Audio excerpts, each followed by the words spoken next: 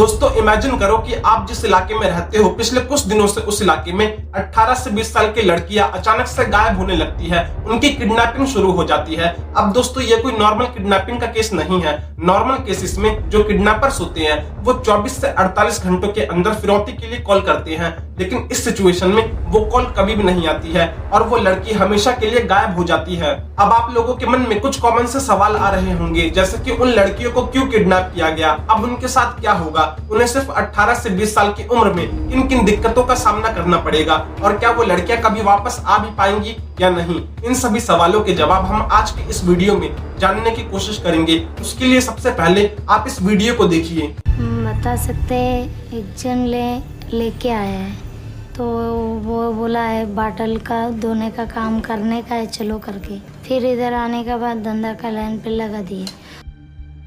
10 आता था, कभी 15 आता था सर, ऐसा नाइट भी आता था सर। 3 सालों तक मैं कमरे में बंद था सर। उस टाइम हम लोग का खेलने का कूदने का ये रहता था सर। उसने ऐसा लाइन पे लेके आके फंसा के ये कर दिया ना सर, तो छीने लिया ना सर हमारा।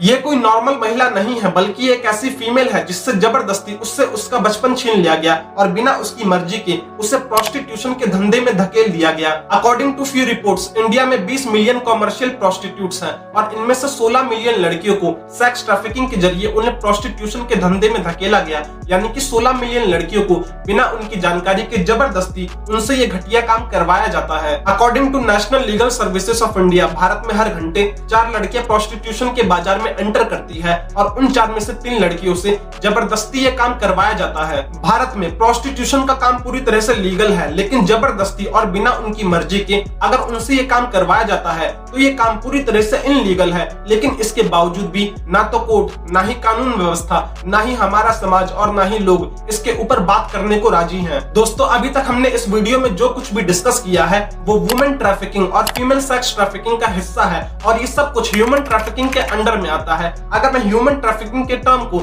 आसान शब्दों में एक्सप्लेन करने की कोशिश करूं तो ये कुछ इस तरीके से होगा। मान लो कि मैं किसी इंसान को जबरदस्ती, फोर्सफुली, डरा धमकाकर या फिर हिंसा के माध्यम से उन्हें किडनैप कर लेता हूं, उनसे उनकी आजादी छीन लेता हूं, उनकी खरीद फरोख्त करता हूं और बिना उनकी मर्जी के उनसे काम करवाता हूं और पैसे भी कमाता हूं। इसे ह्यूमन ट्रैफिकिंग बोलेंगे। ह्यूमन ट्रैफिकिंग में पीड़ित लोगों से देह व्यापार, घरेलू काम, जबरदस्ती शादी करना और गुलामी करना, ये सभी काम लोगों की इच्छा के विरुद्ध उनसे करवाए जाते हैं। वीडियो में आगे आप ये सभी बातें डिटेल में समझ जाएंगे। ह्यूमन ट्रैफिकिंग दुनिया के लिए कितनी बड़ी प्रॉब्लम है, आप इसका अंदाजा इसी बात से लगा सकते हैं कि ड्रग्स और हथियारों के इनलीगल व्यापार के बाद ह्यूमन ट्रैफिकिंग दुनिया का तीसरा सबसे बड़ा ऑर्गेनाइज क्राइम है। भारत से मोस्टली मैन, वुमेन और चिल्ड्रंस की ट्रैफिकिंग की जाती है और इसके पीछे बहुत से डिफरेंट रीजंस हैं। सबसे पहले बात करते हैं दोस्तों वुमेन ट्रैफिकिंग की। तो भारत से जितनी भी महिलाओं की ट्रैफिकिंग की जाती है उनमें से 70% महिलाओं को या तो प्रोस्टिट्यूशन के काम में लगाया जाता है या फिर उनका सेक्स स्लेव्स की तरह इस्तेमाल किया जाता है। इंडियन वुमेन्स को इनलीगल तरीके से मिडिल ईस्ट के देशों में ट्रैफिक किया जाता है ताकि वहां पर उनका कॉमर्शियली सेक्सुअल एक्सप्लॉयटेशन किया जा सके और उनसे पैसे कमाए जा सके। ठीक उसी तरह से भारत में नेपाल, बांग्लादेश, थाईलैंड, इंडोनेशिया और कजाकिस्तान की महिलाओं को ट्रैफिक किया जाता है और उनका एक्सप्लॉयटेशन किया जाता है। कई बार भारत के ग्रामीण इलाकों से छोटी बच्चियों को या तो उनके परिवार वालों से खरीदकर या तो उन्हें किडनैप करके शहरों में लाया जाता है और फिर उन्हें 40 से 50 साल के आदमियों को बेच दिया जाता है और बाद में उन छोटी बच्चियों को फोर्स किया जाता है कि वो उन बुढ़ों से शादी करें। According to international labour organisation, Bharat में 30% ह्यूमन ट्रैफिकिंग के मामले फोर्स मैरिजेस से जुड़े होते हैं और इन फोर्स मैरिजेस के लिए ज्यादातर छोटी बच्चियों को और जवान महिलाओं का इस्तेमाल किया जाता है। भारत में मोस्टली ह्यूमन ट्रैफिकिंग के लिए नॉर्थ ईस्ट के राज्यों के साथ साथ पश्चिम बंगाल, उड़ीसा, झारखंड, बिहार, छत्तीसगढ़, तेलंगाना, महाराष्ट्र के ग्रामीण इलाकों से छोटी बच्चियों और महिलाओं को किडनैप किया जाता है और बाद में उन्हें ह्यूमन ट्रैफिकिंग के जरिए उन्हें बेचकर पैसे कमाए जाते हैं। इन लड़कियों को अच्छी नौकरी का लालच देकर बॉलीवुड और टीवी सीरियल्स में काम दिलाने के नाम पर और अच्छी लाइफस्टाइल के नाम पर इन लोगों को गांवों से शहरों में लाया जाता है और फिर इन्हें बेच दिया जाता है। अगर आप लोगों ने विद्युत जामवाल की खुदा हाफिज मूवी देखी होगी तो आप लोग ये सभी बातें आसानी से समझ पा रहे होंगे, क्योंकि उस मूवी में इन सभी चीजों को डिटेल में दिखाया गया है। अब दोस्तों बात करते हैं चाइल्ड ट्रैफिकिंग की। नेशनल ह्यूमन राइट कमीशन के अकॉर्डिंग भारत में हर साल 40,000 बच्चों को किडनैप किया जाता है और इनमें से 11,000 बच्चों का पुलिस के द्वारा ढूंढने पर भी कोई ट्रेस तक नहीं मिलता और भारत में हर 8 मिनट में एक बच्चा गायब हो जाता है। अब यहाँ पर सवाल ये उठता है कि चाइल्ड ट्रैफिकिंग होती क्यों है? तो इसके पीछे कई सारे रीजंस हैं, जैसे कि चीप लेबर, भीख मांगना, इंटरनल बॉडी पार्ट्स को बेचना और बच्चों का सेक्सुअल एक्सप्लॉयटेशन करना। जिस तरह से पूरी दुनिया भर में इंडस्ट्रियलाइजेशन और ग्लोबलाइजेशन बढ़ रही है, उसको देखते हुए सभी लोगों को सस्ते और चीप लेबर्स की जरूरत है और इसका सबसे अच्छा सोर्स है छोटे बच्चे। ये छोटे बच्चे कम पैसे में भी काम करने के लिए तैयार हो जाते हैं, एक अडल्ट के मुकाबले खाना भी कम खाते हैं। इन छोटे बच्चों को मैनेज करना काफी आसान होता है और आप लोग इन्हें डरा धमकाकर इनसे कितना भी काम करवा सकते हैं और ये आपका बिल्कुल भी विरोध नहीं करेंगे। कई बार इन छोटे बच्चों के हाथ पैर तोड़कर या फिर इनके आंखों में तेजाब डालकर इन्हें जानबूझकर अपंग बनाया जाता है और फिर इन्हें ट्रैफिक सिग्नल के साइड में बैठाकर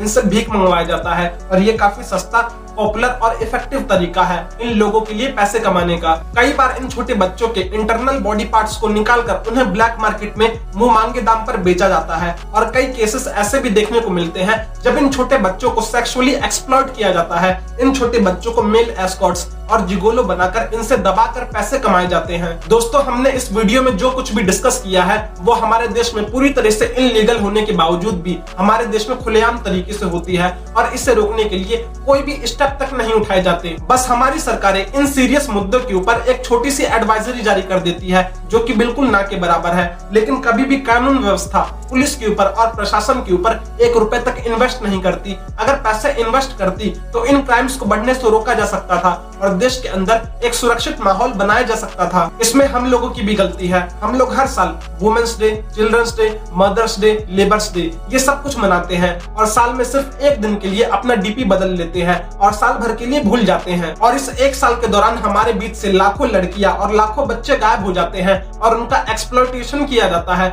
और इसकी तरफ किसी का भी ध्यान नहीं जाता। दोस्तों, अगर आपके पास इस प्रॉब्लम का कोई सॉल्यूशन है तो आप हमें नीचे कमेंट करके इसका सॉल्यूशन बता सकते हैं। आपकी तरफ से किया हुआ एक पॉजिटिव कमेंट हम लोगों को बहुत ज्यादा इंस्पायर करता है इसी तरह की और भी वीडियोस बनाने के लिए। लास्ट में आप लोगों के लिए हमारी सोसाइटी की डार्क रियलिटी को लेकर और कुछ लोगों की खराब हो चुकी मेंटालिटी को लेकर एक छोटी सी कविता। न सपनों की ये दुनिया है और न ही ख्वाबों का आसमान, अंधे हैं तमाम रास्ते यहाँ, अंधा है ये जहां, रूह को बेचकर हर बात होती है यहाँ इशारों में, जिस्मों को खरीदा जाता है मात्र चंद हजारों में, किससे शिकवा करे किससे करे गिला, कुछ अजीब से है इन गलियों के निशान, रिश्ते ढूंढने पड़ते हैं जहां इश्तिहारों में, रिश्ते ढूंढने पड़ते हैं जहां इश्तिहारों में, इंसान भी बिकता है यहाँ बाजारों में।